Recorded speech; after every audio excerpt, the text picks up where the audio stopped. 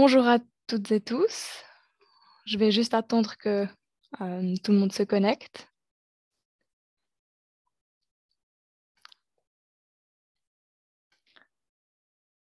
Magnifique.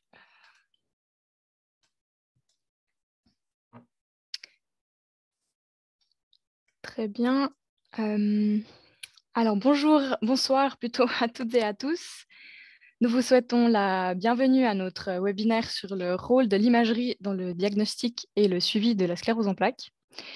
Je me présente, je m'appelle Amélie Bechler et je suis en charge des cours et des formations au Centre roman de la Société suisse de la sclérose en plaques.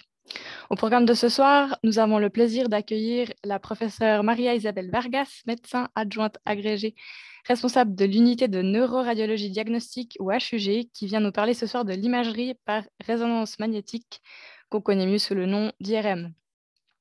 Si vous avez des questions pendant le webinaire, n'hésitez pas à les écrire à tout moment dans l'espace prévu à cet effet dans le panel du webinaire Q&R et on tâchera d'y répondre à la fin de la présentation. On ne va peut-être pas parvenir à répondre à toutes les questions, notamment si certaines sont trop spécifiques, mais vous pouvez également prendre contact avec nous par téléphone ou par email par la suite. Le webinaire sera disponible en ligne sur notre site internet d'ici quelques jours si vous souhaitez le consulter à nouveau. J'ai maintenant le plaisir d'accueillir la professeure Maria-Isabelle Vargas, à qui je vais passer l'écran d'ici quelques secondes. Et je vous retrouverai pour les questions après la présentation. Merci beaucoup pour l'introduction.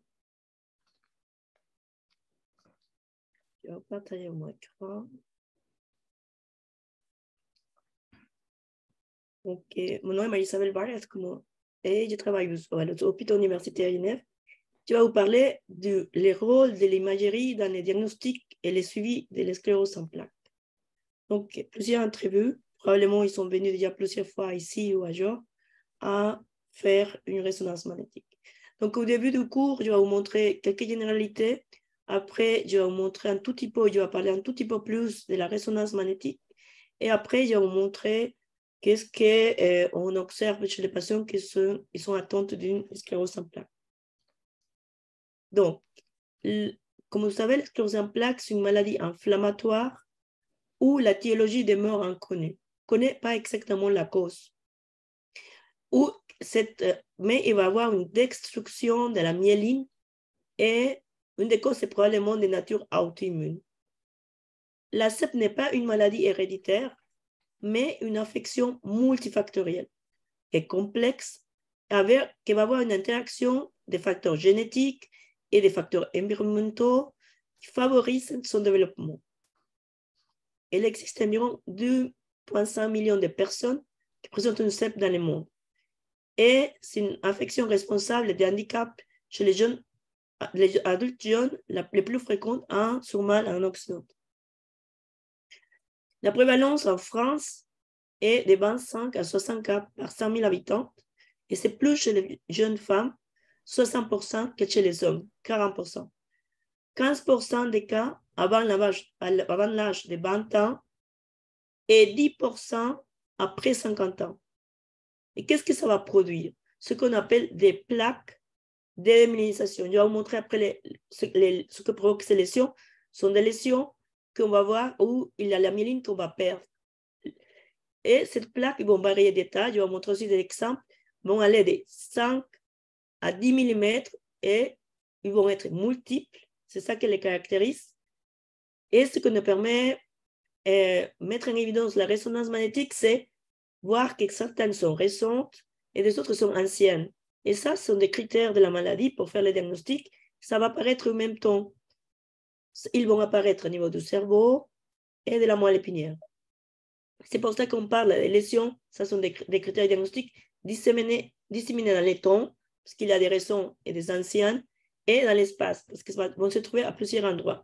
Et ces endroits sont des endroits spécifiques. Donc, l'examen de choix, c'est la résonance magnétique. Plusieurs, la première fois que vous avez eu une poussée de CEP, vont avoir un scanner, parce qu'on ne sait pas qu'est-ce que c'est. Mais l'examen de choix, c'est la résonance magnétique, ou IRM, comme vous connaissez. Cet examen est composé par des séquences. Donc, quand une demande arrive, nous, on va noter ce qu'on appelle un protocole, et là, on va souhaiter les séquences que nous pensons sont nécessaires. Ces séquences vont être en 2D et en 3D. Le fait d'être en 3D, ça va nous permettre vraiment de voyager littéralement dans le cerveau. Et on va faire avant et après administration du produit de contraste. Ces lésions, si on parle vraiment médicalement, comme vous voyez vos rapports, ça va être, les lésions apparaissent hyper intenses. Mais qu'est-ce que ça veut dire hyper intense? Donc, hyper intense, ça veut dire sont blanches. Un T2, c'est le nom d'une séquence, et un flair, c'est le nom d'une autre séquence. Et hypo-intense, ça veut dire vers les noirs, vers les gris, un T1, et la plupart, maintenant, on est en train de diminuer la quantité de produits de contraste, on ne le fait pas tout le temps. Bon, prendre ce qu'on dit, prendre les produits de contraste. C'est-à-dire, il va se rehausser, mais il se rehausse uniquement quand la maladie est en activité. Donc, je vais vous montrer qu'est-ce que c'est une résonance magnétique. Je vais vous noter un scanner et une résonance magnétique, que j'ai pris une photo simplement. Donc, scanner, ça veut dire tomographie computérisée. Et physiquement, comment on s'aperçoit que c'est différent?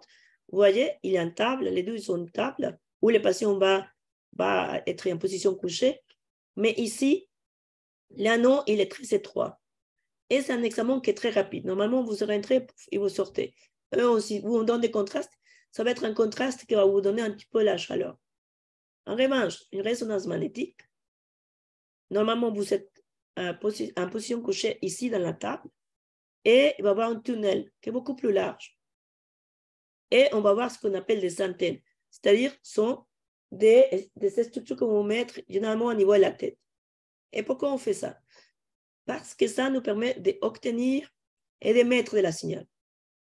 Donc, ça va nous permettre d'obtenir de belles images qui sont nécessaires pour les diagnostics. Et ici, vous voyez, ça c'est l'antenne, tête. Et ici, il y a un miroir. Donc, ça va aider certains patients, je vais vous parler à la fin, pour les patients claustrophobes, à supporter mieux l'examen. Parce que la partie qu'on va imager, qu'on va observer, on doit les mettre au milieu du tunnel, au milieu de lysosome. Donc, normalement, cette table bouge et va jusqu'au milieu du tunnel. Et là, on va commencer à faire des images. Et vous vous apercevez que l'examen commence parce qu'il a du bruit. Donc, ça va commencer à tourner. Et il y a des séquences qui font plus et des autres qui font moins de bruit. Quand c'est la moelle épinière qu'on veut analyser, les antennes se trouvent là. Donc, généralement, vous vous apercevez là. On vous met un petit matelas et vous êtes là. Et vous ne voyez pas que ça, c'est l'antenne. Donc là, vous êtes simplement couché. Mais comment se déroule cet examen? Donc, il va voir, évidemment, celui qui vous reçoit, c'est le technicien en radiologie, et il va vous poser des questions. Et il va vous les poser chaque fois que vous venez. Ce sont ce qu'on appelle un questionnaire de sécurité. Ça, cette machine, je vais vous montrer après, marche avec un champ magnétique. Donc, tout ce qui est métallique est contre-indiqué. On ne peut pas le mettre sur cette machine parce que ça va le attirer. Et par exemple, on va vous poser si vous avez eu un examen, par résonance magnétique, si oui, quand, est-ce que vous avez déjà été opéré le corps? Parce qu'il y a certains dispositifs au niveau du corps, par exemple les pacemakers, qui, même si on peut les passer, ne sont pas complètement compatibles. On va vous montrer aussi s'il y a une prothèse. Ça dépend. Ici en Suisse, par exemple, tout ce qu'on met comme matériel au niveau des rachis, comme vous avez été opéré, sont compatibles. Mais ce n'est pas le cas pour tous les pays. Aussi, si vous êtes diabétique, mais on me dit, pourquoi vous me mettez un essai diabétique? Parce que ces patients peuvent porter ce qu'on appelle une pompe à l'insuline. Et ça, on ne peut pas le mettre, c'est métallique. Il y a aussi du métal à l'intérieur. Et si vous êtes insuffisant rénal, le produit contraste. Et bien sûr, les jeunes femmes, on va leur demander s'il existe la possibilité qu'ils soient enceintes. Car s'ils sont enceintes, et si ce n'est pas urgent de les faire, on va essayer de ne pas les passer pendant les premiers trimestres. Après, on peut demander aussi si vous avez un implant cochléaire et on va vous le poser chaque fois. Parce que bien sûr, chaque fois, peut-être votre statut a changé. Donc, la résonance magnétique a ce qu'on appelle des champs magnétiques. Donc, ça peut être 1.5, 3 et 7 Tesla. Entre plus haut est le champ magnétique, plus grande est la puissance. Normalement, on essaie de passer actuellement sont en 3T, parce que ça nous donne des serments qui sont de meilleure qualité. Donc, qu'est-ce que ça veut dire T? T signifie Tesla. C'est la mesure du champ magnétique. Et ce qu'on va voir, c'est le signal du proton. Et le produit contraste qu'on va injecter, c'est du gaz de l'union. J'ai pris ça, c'est quelque chose avec laquelle on apprend, on est étudiante, je trouve que c'est très bien fait. C'est une VD qui nous explique comment marche la résonance magnétique. Je vais vous expliquer 2 diapos pour vous expliquer. Ce n'est pas le champ des protons, la VD. C'était fait par le professeur Cousinet.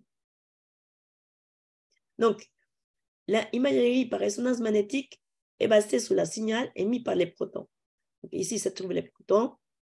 Et les protons et les noyaux de l'atome d'hydrogène qui est très abondante dans les groupes humains, dans l'eau, dans la graisse. Et les noyaux est une particule chargée électriquement. Donc, ici, vous savez, votre résonance magnétique, les passions, et ici, il y a un champ magnétique. Même si la résonance magnétique n'est pas en train de marcher, le champ magnétique est toujours monté. Donc, il ne faut pas rentrer en pensant qu'elle est éteinte. Elle marche toujours. Elle est en marche. Donc, ici, il a les protons, et ces protons, dépendant des séquences qu'on va faire, va s'aligner, et c'est ça qui va permettre d'obtenir les images. Pour vous donner une idée, le champ magnétique est très puissant. On va utiliser des aimants jusqu'à cette Tesla. Actuellement, il vient d'arriver à Genève. Et le champ magnétique va varier entre 2000 et 140 000 fois le champ magnétique de la Terre. Vous avez une idée. Maintenant, on va rentrer dans les vifs du sujet. Donc, il y a plusieurs maladies qui peuvent mimer une sclérose en plaques, qui peuvent paraître semblables. Donc, on a ce qu'on appelle des critères diagnostiques. Ces lésions vont apparaître à niveau cérébral, qu'on appelle supratentorial, parce qu'il y a une structure ici qui s'appelle la tonde du cervelet, vers la ou infratentorielle, ou il peut être situé aussi au niveau de la moelle épinière. Ils vont avoir une localisation particulière, je vais vous montrer avec des exemples. Ils vont être à niveau corps calleux, niveau regard des ventricules, et vraiment avoir une localisation particulière, parce que c'est ça qui va nous aider au diagnostic. Donc, ici, qu'est-ce qu'on voit? On essaie de trouver ces anomalies à niveau du corps calleux, qui sont perpendiculaires. Je vais vous montrer. La lésion, ça aussi, c'est un dernier trouvaille. On voit qu'il y a des lésions autour d'une veine centrale. Les doigts des dos ça s'appelle comme ça. Ça nous permet de faire les diagnostics différentiels avec les autres maladies. Il va y avoir aussi autour des veines. Et ça, c'est une des caractéristiques de la CEP. Et il y a aussi une attente fréquente des fibres subcorticales en E, des pédoncules cervélo-moyen, le tronc cérébral et la moelle épinière. Ce qui va nous parler, si la maladie est en activité, c'est la prise de contraste. Et cette mise de contraste est transitoire lorsqu'il y a la démyélinisation qui est active. 90% des lésions de cette prise de contraste disparaissent dans les 6 mois. Après, on a des lésions qui peuvent être très larges, et ça s'appelle les lésions pseudotumorales, avec des prises de contraste. Lorsque les lésions sont très hypointenses, c'est-à-dire très vers le noir, sur la séquence pondérée en T1, le pronostic est médiocre. Ça veut dire qu'il a beaucoup de démyélinisation. Donc, ils vont être corrélés à un handicap ou à l'atrophie ou à une évolution progressive. Alors, comment ça se fait? Alors, comment on voit? Donc, quand on fait une résonance magnétique pour un patient qu'on suspecte ou qu'on contrôle pour un CEP, ça c'est une séquence pondérée en T2. Vous voyez, ça sont les lésions qu'on dit que sont hyper intenses. Vous voyez, c'est vers les blancs. Et ça, c'est une séquence pondérée en T1. Et nos critères disent qu'une fois que vous avez injecté le produit de contraste, vous allez attendre entre 5 et 10 minutes pour que ça s'imprime mieux. Qu'est-ce qu'on fait? On fait une des séquences, ça c'est un 3D flair, c'est un 3D, entre les deux pour permettre de donner le temps pour que ça s'imprime. Ça, c'est les séquences qui sont obligatoires, recommandées pour ces diagnostics. Après, on a ce qu'on appelle les séquences optionnelles qui vont nous permettre de faire les diagnostics différentiels avec les autres maladies et aussi, par exemple, voir ces signes desquels je viens de vous parler. Ça, c'est la veine Vous voyez, ici, la lésion se trouve là, et la veine au centre. Il y a aussi un anneau de fer autour. Ça, sont facultatifs. À niveau de la moelle épinière, donc on fait toute la moelle, malgré que les lésions sont plus fréquentes à niveau cervical. Et comment ça se voit? Vous voyez, c'est hyper intensité. Il y a un autre exemple plus large. La moelle, normalement, est très homogène. La moelle épinière, c'est la moelle épinière. Et ici, vous voyez comment il a un petit renflement et c'est hyper intense. Là aussi, c'est passé en plusieurs lésions. Et en axial, on fait toujours un 12e plan. Vous voyez, ce que vous voyez hyper intense, ça c'est pathologique. Et ici, ça c'est avec l'injection de produit de contraste, mais ne prenez pas les produits de contraste. Je vais vous montrer un autre exemple où il avait une prise de contraste. Donc c'est ça qu'on fait, on voit toute la moelle épinière. Donc, pour s'uniformiser, il y a toutes les sociétés savantes se sont réunies. Au début, il avait les critères de McDonald's. Maintenant, il y a les critères de Manning, c'est les derniers critères pour faire les diagnostics, l'exclusion plaque, et pour faire les suivis de l'exclusion plaque. Donc, nous essayons de suivre ces critères. Comment ça se voit les lésions? Ça, c'est une séquence flair. Les lésions peuvent être très petites, vous voyez. C'est hyperintensité, c'est les lésions qui apparaissent vers les blancs, un regard de fibres en haut.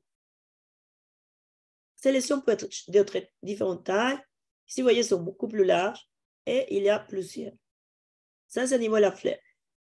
Ici, vous voyez, il y a une lésion qui doit être perpendiculaire au corps calleux, au ventricule et au corps calleux. Ici, c'est le ventricule latéral et là, la côte frontale qui sont perpendiculaires. C'est toujours ce qu'on appelle les corps calleux. Et vous voyez, ce sont ces lésions qui sont perpendiculaires. Et il y a aussi ce qu'on appelle les doigts de Dawson avec un niveau périmédulaire. Et ce que vous voyez là, ça c'est à niveau de l'interface calloso-sectaire. Ce que vous voyez là aussi. Et ici, c'est votre corps calleux et les lésions qui se trouvent là. Les lésions corps calleux, c'est la structure qui va de part et part vers les deux hémisphères, qui sert à communiquer les deux hémisphères. Et vous voyez, ce sont ces lésions qui se trouvent là. Et là, un niveau juxtaventriculaire. Il doit avoir une localisation particulière. Il peut exister aussi au niveau de la fosse postérieure, c'est ici. Vous voyez, c'est ces lésions qui apparaissent ici. Hyper intense aussi. Alors, comment ça se voit quand ça prend les produits de contraste? Vous voyez, ici, vous avez une lésion hyper intense en T2 et ça prend les produits de contraste. Ça veut dire qu'à ce moment-là, cette maladie est en phase active. Cette prise de contraste peut être très différente. Donc ici, vous avez une qui est annulaire, ici, une qui est nodulaire, celle-ci est plutôt comme un anneau ouvert, vous voyez, vers la partie médiale, il n'a pas de prise de contraste. Il peut passer qu'il y a plusieurs qui prennent les produits de contraste. Ici, il a une nodulaire, ça sont plus linéaires. Ça peut être aussi linéaire, si ici c'est le pédoncule cervelle moyen. Celle-ci est très particulière. Elle est un anneau à l'intérieur et comme on avait mis du sucre à l'extérieur. Ça, c'est les mêmes patients. Ça, c'est plus pontiforme. Et celle-ci, c'est chez une patiente qui a une lésion très large. La prise de contraste est très irrégulière et hétérogène. Après, les dernières années, ils se sont aperçus qu'il peut y avoir aussi ce qu'on appelle des prises de contraste leptoménagées. On pense que c'est peut-être, quand il y a une prise de contraste, c'est parce qu'il y a une rupture de la barrière hémato-encéphalique.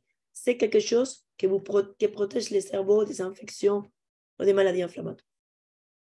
Mais il faut faire attention avec ces prises de contraste parce que pas toutes peuvent traduire une CEP. Par exemple, ici, on a 4 cas différents. Ça vient de la littérature.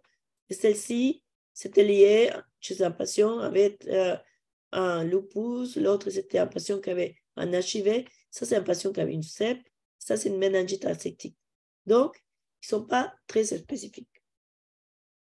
Ici, je vous montre un autre exemple d'un patient avec des lésions au niveau de la moelle épinière. C'est ce que vous voyez ici, par exemple. Là. Et la lésion qui s'est trouvée à niveau dorsal, celle-ci, vous voyez, celle-là, elle était active. Prenez les produits de contraste. Et ici, ça c'est sans injection, ça ne prend pas les contrastes. Et ici, ça prend les produits de contraste. Vous voyez la différence? Et là, sont les lésions. Cette moelle, normalement, est grise. Et là, il apparaît hyper intense. Donc, ici, par exemple, d'autres lésions. Ça, c'est une lésion aussi au niveau de la moelle épinière. Ça peut se trouver aussi au niveau des nerfs optiques. Ici, vous avez, ça c'est le nerf optique, et il y a une structure qui s'appelle les chiasmes. Cette patient avait une prise de contraste au niveau du chiasme. Voilà. Et ça s'accompagne généralement d'un déficit de l'acuité visuelle. Ici, c'était plus proximal, se trouvait au niveau du nerf optique lui-même. Vous voyez, ce nerf optique est tuméfié, plus large, hyper intense, perlé blanc. Ça, c'est un nerf optique normal.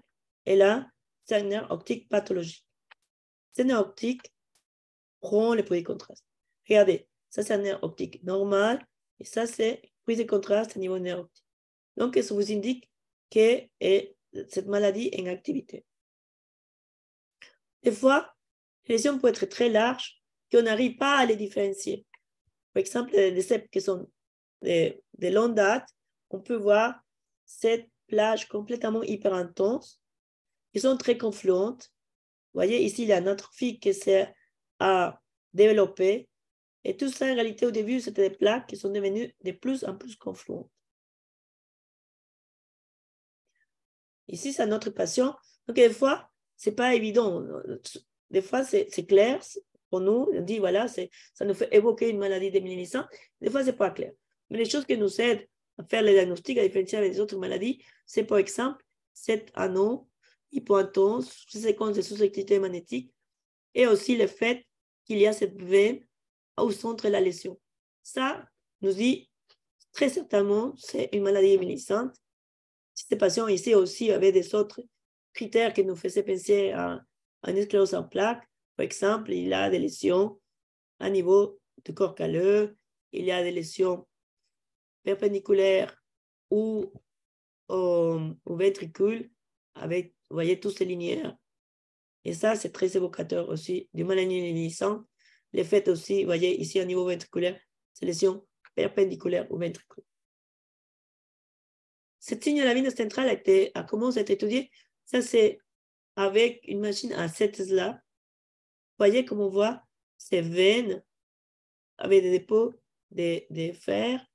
Et vous voyez comme on les voit qui sont irréguliers. Ce sont vraiment des toutes petites veines. Et ils ont vu aussi comment elles devenaient de plus en plus larges, ces lésions. Cette machine qui va nous permettre, pas tout le monde va passer sur cette machine, on va passer les patients qui nous posent des problèmes pour les diagnostics, pour arriver au bon diagnostic. Après, vous me direz, donc maintenant la tendance, c'est à injecter de moins en moins de produits de contraste. Et vous me direz, mais pourquoi on a besoin de ces gadolinium? Donc on a deux types, linéaire macrocyclique, ce qu'on utilise ici, en tout cas en Suisse, c'est le macrocyclique. Et ça nous sert d'une part, ça nous aide à différencier les lésions inflammatoires, infectieuses et tumeurs de la sclérose en plaques. Et aussi, comme il y a un retour de la barrière, c'est de cette façon qu'on va avoir une prise de contraste. Et comme vous savez, il y a beaucoup de monde qui essaie de trouver de nouveaux biomarqueurs qui parlent à propos de l'activité de la maladie, mais jusqu'à maintenant, c'est l'unique qui nous montre que quand la maladie est active. Le problème, quand on essaie de l'injecter de moins en moins, c'est qu'en 2014, il apparaît une première publication à propos au début, on a pensé que ce gadolinium était complètement sûr qu'on pouvait injecter tout le temps et que ça ne faisait rien. Le problème, c'est qu'on a vu qu'il peut s'accumuler au niveau du cerveau. Et si vous faites une seule IRM, ce n'est pas grave. La possibilité que ça s'accumule dans le cerveau, ça sera vraiment très minime. Mais vraiment, si vous vous injectez de façon très fréquente, ou de façon, par exemple, 2 fois par année, et la possibilité augmente. Et les dépôts ont été observés plus avec les deux, mais plus avec les linéaires. Donc, on essayait plus d'utiliser les linéaires. Donc, on utilise que les macrocycliques pour essayer de diminuer la possibilité que ça s'accumule. Jusqu'à maintenant, rien n'est prouvé. Donc, on sait que ça s'accumule, mais on ne sait pas qu'est-ce que ça produit dans le cerveau.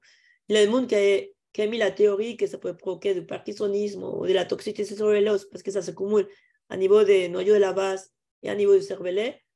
Ça peut diminuer la fonction cognitive. Mais jusqu'à maintenant, en réalité, on n'a rien pu prouver. Qu'est-ce que ça va provoquer? On ne sait pas si on n'a pas les recul suffisants pour savoir qu'est-ce que ça peut provoquer. Aussi, en réalité, le fait que ça s'accumule, ça provoque rien d'autre. Et à la fin, plusieurs d'entre vous aussi, malgré que vous passez à plusieurs reprises, comme le tunnel de la résonance magnétique est long, et n'est pas très large, on un peu de claustrophobie. Donc, et on a difficulté à rester, c'est un examen qui est long, un examen de la tête dure autour de 30 minutes, mais un examen de la moelle de la tête pour rester jusqu'à 1 heure. Donc, les patients sont à l'étroit.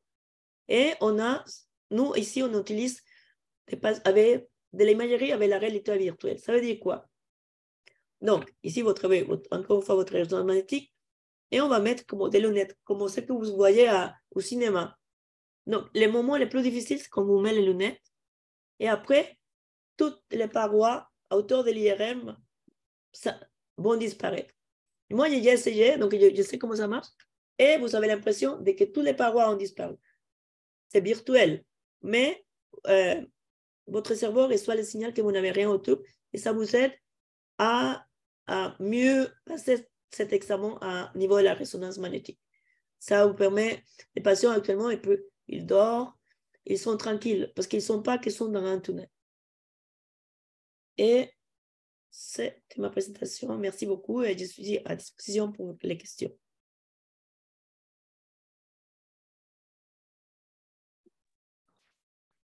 Merci beaucoup. Alors, on va passer aux questions. Je vais juste remettre ma présentation.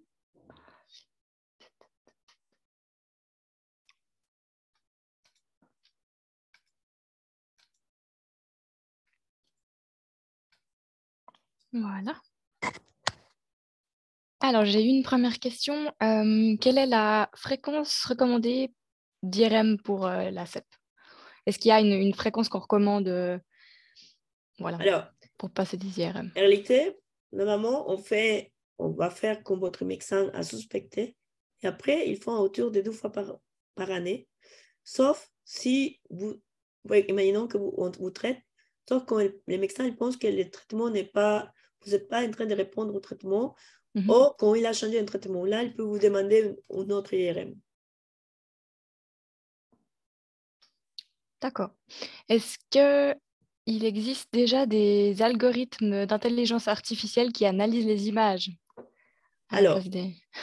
Lorsque vous avez plusieurs lésions, c'est vrai qu'on demande chaque fois savoir, même si la maladie n'est pas en activité, savoir si le nombre de lésions a augmenté. Des fois, il est énorme, il a plus que 20. Donc, c'est difficile à l'œil. Et on a des logiciels qui nous disent, ah, celle-là, on pense qu'elle est nouvelle. Parce qu'ils vont faire une soustraction entre une séquence de l'IRM antérieure et la nouvelle IRM, mais nous contrôlons toujours que ça ne s'agit pas d'un artefact, que c'est une vraie nouvelle lésion.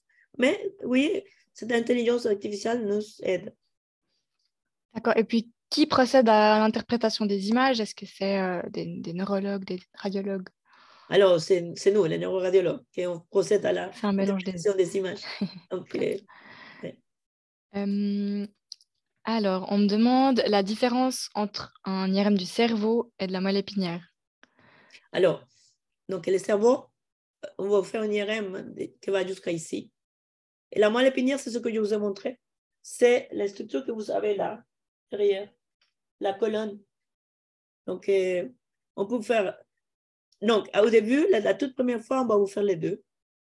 Et après, si la première fois, vous n'avez pas de lésions au niveau de la moelle, si votre médecin, vous n'avez pas de symptômes, après, il ne va pas demander chaque fois une moelle.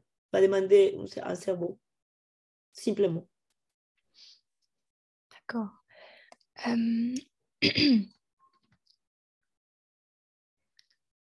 Sur quoi se base-t-on pour établir un diagnostic cognitif? Un test neurologique ou une image IRM? Ou les deux, peut-être? Alors, en réalité, c'est les deux. Si, imaginons qu'il a beaucoup de lésions, et ça touche des zones sensibles, que vous vous plaignez chez votre médecin, j'oublie des choses. Aussi, la charte légionale est très importante. Là, on va aussi, il y a une atrophie du cerveau qui s'est développée. On va le noter dans notre rapport. Et votre médecin va vous faire passer certainement des tests cognitifs. D'accord, merci. On me demande de préciser, quand on parle d'une CEP qui n'est pas active, est-ce que ça signifie qu'il y a une diminution des plaques avec les années? J'espère que j'ai reformulé la question juste. Alors, non, ils ne vont pas diminuer. Peut-être qu'ils vont devenir moins visibles, mais ça ne va pas diminuer, mais ça va pas prendre le produit de contraste. Et c'est ça qu'on va essayer. Là, justement, j'étais à Lucerne, ça fait pas longtemps. Toute la communauté c'est en train de se réunir pour la communauté des neurologues et des neuroradiologues et des médecins traitants pour qu'ils nous notent un neuroradiologue dans la demande. Je pense que ma patient n'est pas en phase active. Donc là, on va se sursoir de l'injection de produits contraints. C'est ça qu'on est en train de mettre en place et pas injecter de façon systématique. D'accord. Est-ce que la localisation des lésions donne des indications directes sur les symptômes qui s'expriment? Oui. Donc, par exemple, si vous avez une lésion au niveau du faisceau cortico-spinal, ça pourrait vous faire un déficit, imaginons que c'est à gauche, un déficit de la main ou du pied à droite. Si c'est à niveau cervical, ça vous peut faire un déficit au niveau de la main aussi. Dépendant de où se trouve, vous pouvez ou pas avoir un déficit. Donc, c'est pas parce qu'il y a une lésion dans un endroit localisé spécialement qu'il y aura forcément non plus un Pas symptôme qui tout est s'exprime. symptomatique, exactement. Mhm. C'est pas parce que vous avez une lésion que ça va vous donner des symptômes. Peut-être il y a des régions qui ne sont pas très parlantes, donc peut-être que vous avez une lésion et vous savez zéro symptôme. Mhm. Très bien. Alors, est-ce qu'il y a encore des questions? Vous avez, je ne sais pas si tout le monde a trouvé le petit Q&R. Vous pouvez cliquer et poser vos questions par écrit. Profitez, on a encore un petit peu de temps. Alors, est-ce qu'un IRM de suivi de la CEP sans gadolinium permet une bonne visualisation de la progression ou de l'activité de la maladie, ou est-ce que le gadolinium est nécessaire, quoi, en fait? Alors, jusqu'à maintenant, si elle apparaît une nouvelle lésion, tu vas la voir sous la c'est comme, par exemple, ce qu'on appelle flair ou T2. Donc, je peux voir qu'il y a une nouvelle lésion. Mais jusqu'à maintenant, on est en train de chercher des autres biomarqueurs. Par exemple, on dit s'il y a un halo hyper intense blanche autour de la lésion, peut-être c'est un signe d'activité. Tout le monde est en train de vraiment étudier si on peut trouver des autres marqueurs. Jusqu'à maintenant, vraiment, ce que vous dites, voilà, il y a une phase active, malheureusement, c'est que le cas de l'union. Mais il y a beaucoup de recherches sur ça pour trouver des autres biomarqueurs qui vous montrent l'activité de la maladie. Mhm.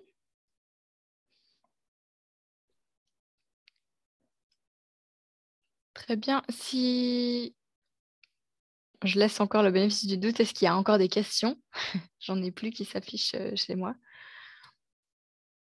Profitez, il y a pas non plus de questions bêtes, entre guillemets, faut pas vous gêner. Il ne faut pas hésiter. J'ai Ça me quelqu'un fait qui vraiment lève la énormément main. plaisir d'être avec vous.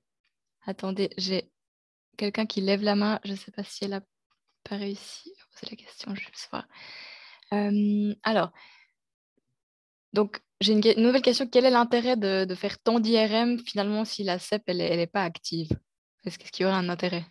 Parce qu'on ne sait pas qu'elle n'est pas active jusqu'à qu'on a vu qu'elle n'a pas de nouvelles lésions. C'est pour ça l'intérêt de l'IRM. Parce que comme on vous a dit, il y a des lésions qui peuvent être silentes. C'est-à-dire, vous n'avez aucun symptôme malgré qu'il y a une nouvelle lésion. Donc, la résonance vous dit il n'a vraiment pas de nouvelle lésion. Ce que, par exemple, rassure à votre médecin de continuer avec les mêmes traitements parce que ce traitement est efficace. Pas toujours le traitement efficace pour tous les patients. Donc, ça permet de savoir que vraiment, il n'a pas de nouvelles lésions qui étaient si longues. C'est pour ça qu'on le fait. Très bien. J'ai une participante qui a levé la main. Alors, je ne sais pas si je lui donne vite juste la parole si elle n'a pas trouvé Enfin, si cette personne a trouvé comment poser la question, est-ce qu'elle peut baisser sa main et puis si c'est nécessaire qu'elle la laisse? Comme ça, je sais. Alors, j'ai plein de questions qui arrivent là.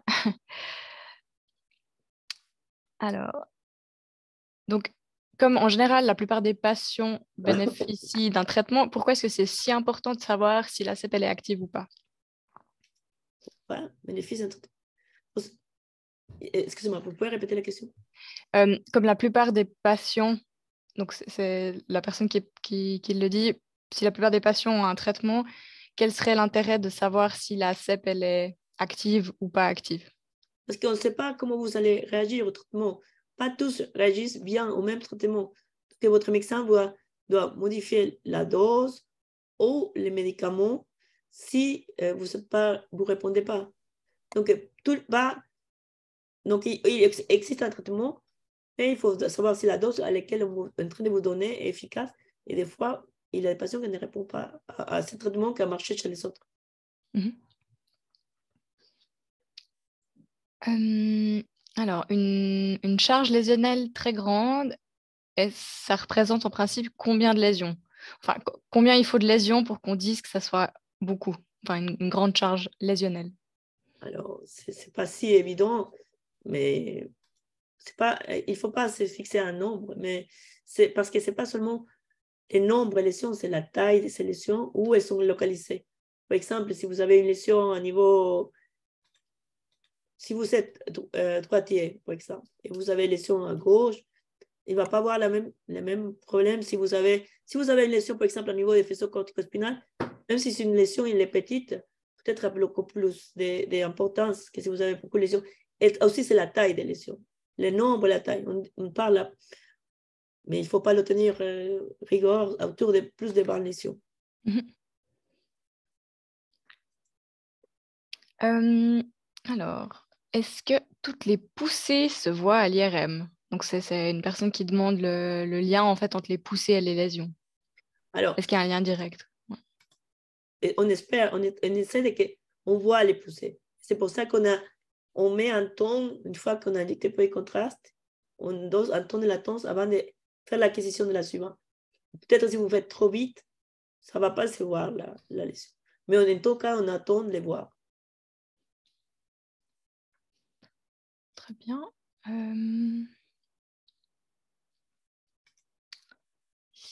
Alors, est-ce qu'on peut dater la première apparition de la maladie avec un IRM, même si on reçoit le diagnostic plusieurs années après? Non, Non. on ne peut Ok. pas. Après, une fois que vous êtes en activité, tous vont apparaître hyper intenses. Quand il y a beaucoup eu de mélanisations, ça va faire très, très noir. Mais il ne peut pas vous dire que ça a apparu en mars, par exemple. Non. Mhm. Euh,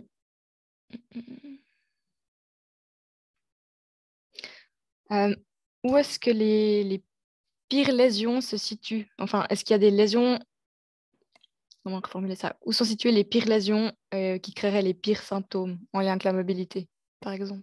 Ça, je C'est- ne peux pas vous répondre à ces questions. Si vous êtes une structure qui est parlante, je ne pourrais pas vous dire. Ça dépend. Hein. Si c'est cervical, si c'est très large, oui, ça peut donner beaucoup de symptômes. Mhm. Mais ce n'est pas comme ça, ce n'est pas mathématique. D'accord.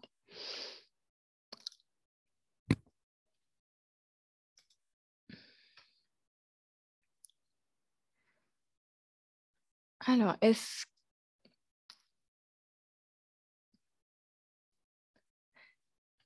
suis pas sûre d'avoir très bien compris cette question. Est-ce que on ne devrait pas faire d'IRM? Ah oui, est-ce qu'on devrait faire un IRM que en cas de symptômes? Est-ce qu'il y a un risque de louper une poussée si on n'a pas de symptômes visibles ou qui s'expriment? Oui, ça, je le dis antérieurement. Si on fait les IRM, c'est pour ça qu'on fait de façon systématique, parce que les lésions, elles sont si lentes. Ça veut dire que vous n'avez pas de symptômes, malgré que vous avez été en poussée. C'est pour ça qu'on le fait. Même, on voit et on compte. C'est pour ça aussi, ça nous sert de l'intelligence artificielle. On peut vous dire, oui, il y a d'autres lésions de plus, une lésion de plus. Donc, même si vous n'avez pas de symptômes, vous pouvez avoir de nouvelles lésions. Et c'est pour ça qu'on fait les résonances magnétiques. Mhm.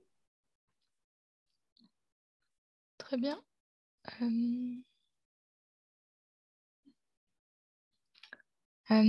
J'ai des mains qui se lèvent, mais essayez de poser les questions dans la petite bulle que vous voyez normalement en bas ou en haut de votre écran.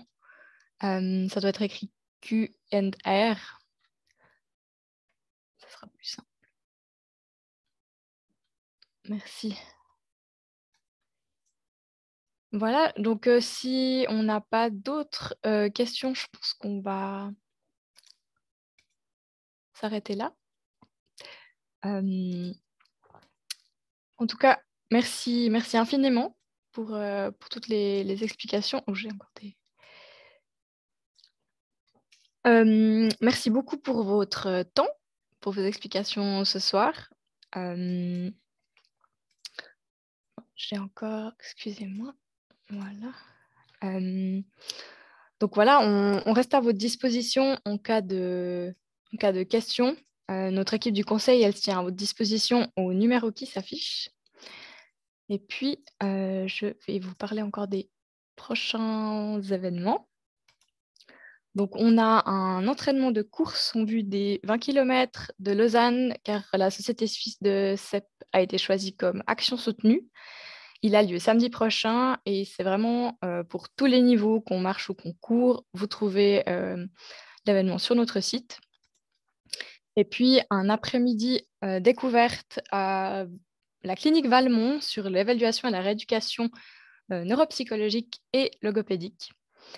C'est aussi destiné à toutes et tous, il n'y a pas de prérequis ou d'état de santé particulier à avoir. Merci encore infiniment à la professeure Maria Isabelle Vargas pour sa passionnante présentation. Merci pour votre participation. Et puis, je vous souhaite une toute belle soirée. Au revoir. Au revoir. Merci beaucoup. Merci beaucoup.